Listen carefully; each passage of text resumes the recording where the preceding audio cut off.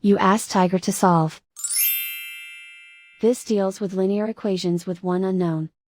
The final result is x equals -1/4. Let's solve it step by step. Group all x terms on the left side of the equation. Subtract x from both sides. Group like terms. Simplify the arithmetic. Group like terms. Simplify the arithmetic.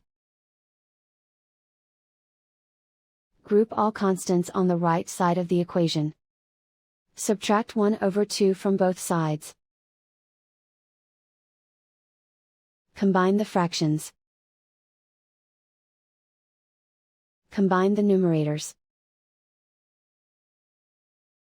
Reduce the zero numerator. Simplify the arithmetic.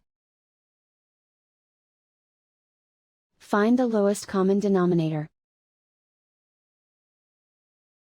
Multiply the denominators. Multiply the numerators. Combine the fractions. Combine the numerators. Isolate the x. Divide both sides by 3. Simplify the fraction. Simplify the arithmetic.